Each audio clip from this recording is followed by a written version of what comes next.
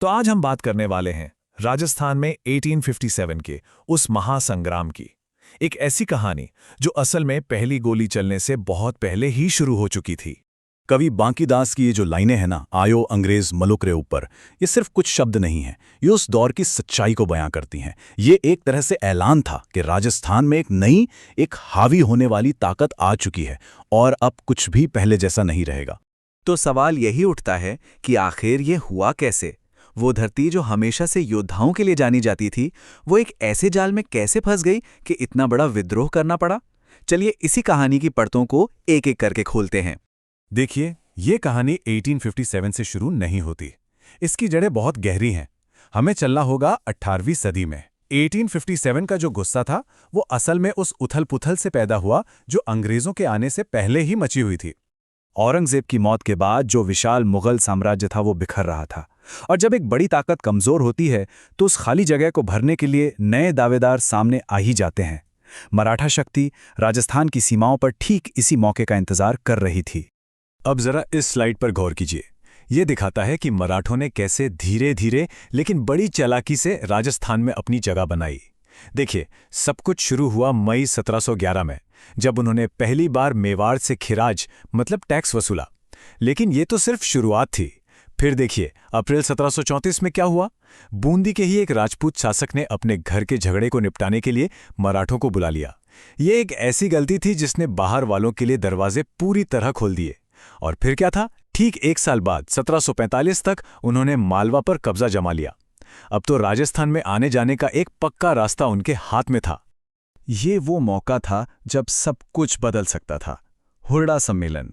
सभी राजपूत राजा मराठों को बाहर निकालने के लिए एक साथ तो आए, पर दिल नहीं मिले। आपसी जलन, कौन बड़ा कौन छोटा, इसी चक्कर में ये सुनहरा मौका हाथ से निकल गया।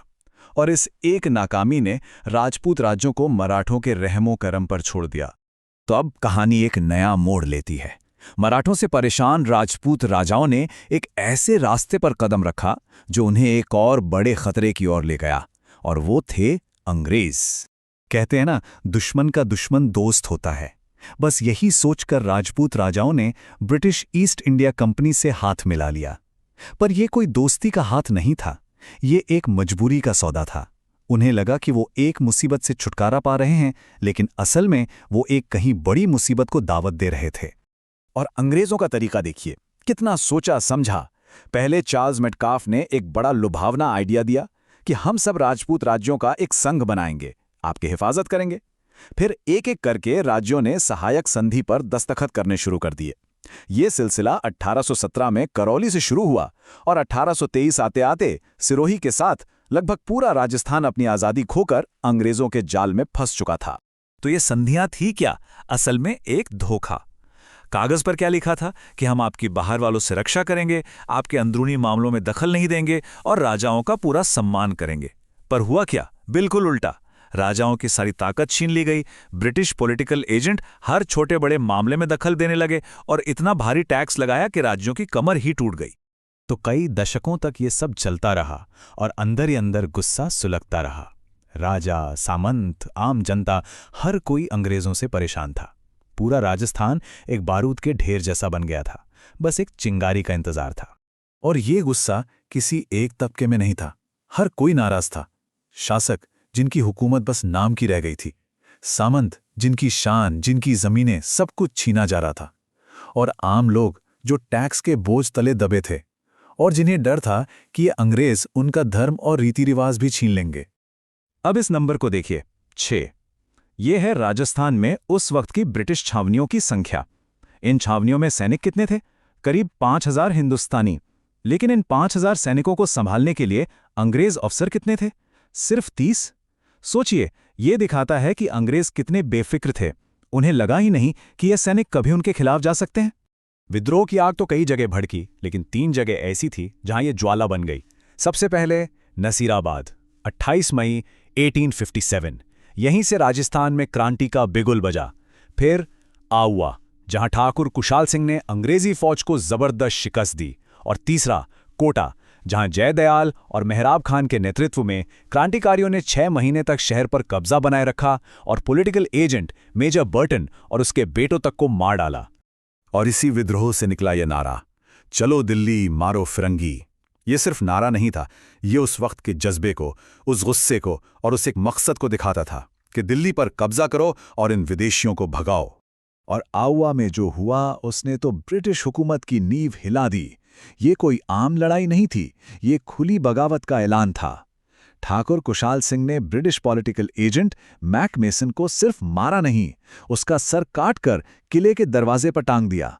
जरा उस सीन को इमेजिन कीजिए। ये अंग्रेजी सत्ता के मुंह पर एक करारा तमाचा था, एक सीधी चुनौती जो दिखा रही थी कि बगावत करने वालों का गुस्सा और हिम्मत किस हद तक पहुंच चुके थे।